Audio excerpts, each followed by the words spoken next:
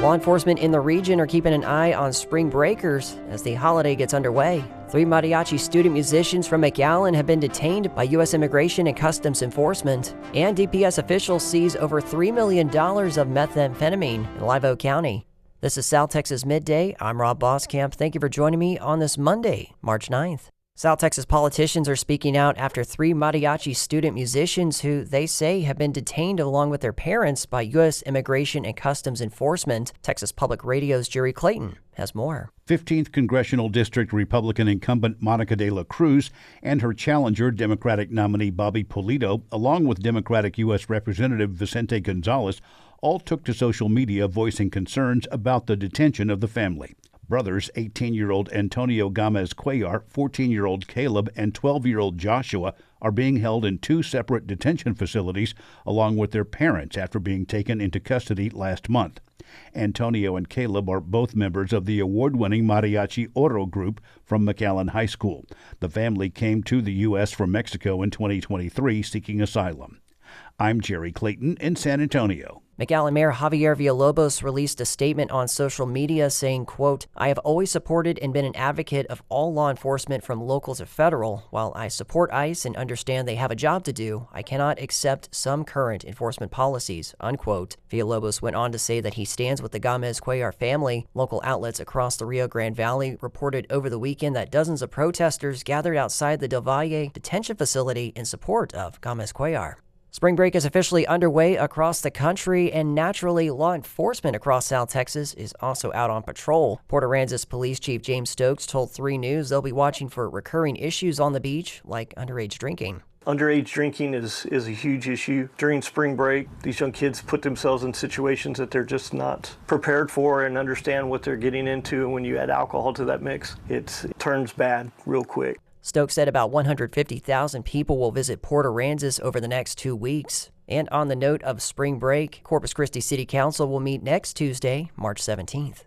The federal government has awarded a $610 million construction contract to build a new sterile insect production facility at Moore Air Base in Edinburg. The Rio Grande Valley Business Journal reports that the project is designed to strengthen U.S. defenses against the New World screwworm parasite. According to a federal contract announcement, M.A. Mortensen Company, a construction and development firm based in Minneapolis, received the firm fixed-price contract. The project will be overseen by the U.S. Army Corps of Engineers Fort Worth District, which is serving as the contracting authority. The Rio Grande Valley Business Journal is in partnership with KEDT.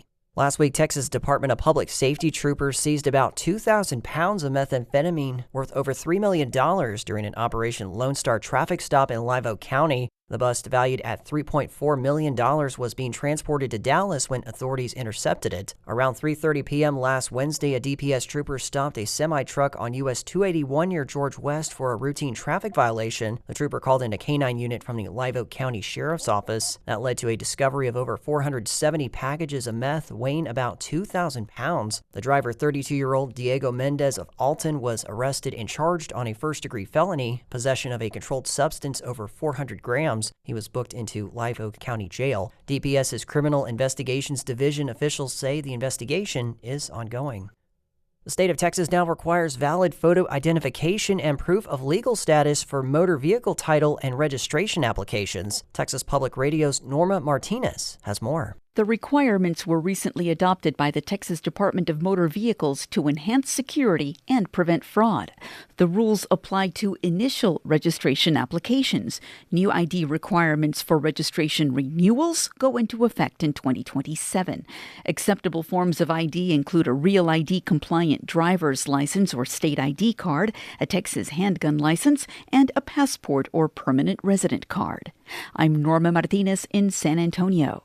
Starr County is asking homeowners to report any property damage from this past weekend's thunderstorms. Homeowners are asked to fill out the Texas Division of Emergency Management ISTAT survey. It's used to collect damage information and helps officials gauge the severity of events, identify needs, and support requests for state and federal aid. KRGV reported that a severe thunderstorm warning was issued in Starr County at around 11:30 p.m. Saturday, bringing wind gusts of 60 miles per hour and quarter-size hail. Power for over 2,000 AEP Texas customers in McAllen was knocked out Sunday due to equipment issues. Power was restored to most customers later that day, but a little over 200 customers were still without power as of Sunday afternoon. Meanwhile, back in the Corpus Christi area, we saw some showers douse the area. It did little to change our area water supply reservoirs. Levels remain unchanged, including 2 of Corpus Christi's major water reservoirs in the single digits. Lake Corpus Christi dropped down to 9.9% capacity last week. Ganado Independent School District invites the community to learn more about the district's proposed 2026 school bond during its first public forum and open house this Wednesday. 25 News Now reports the district leaders and the bond planning team will give an overview of the proposal, followed by a questions and answers session with those involved in the planning process. Attendees will also get to take guided tours for the auditorium, agricultural shop, and field house. The event begins at 5:30 p.m. in the Ganado ISD auditorium. This is the first of 3 public forums the district plans to host. 2 additional meetings are scheduled for April 15th and April 18th.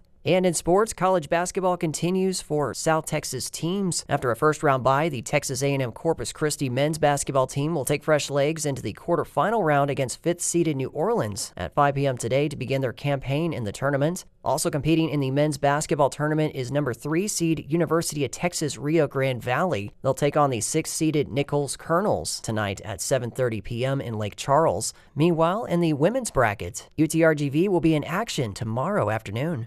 And that is the latest news and information on South Texas Midday. I'm Rob Boskamp. Your community arts calendar and more is on the way.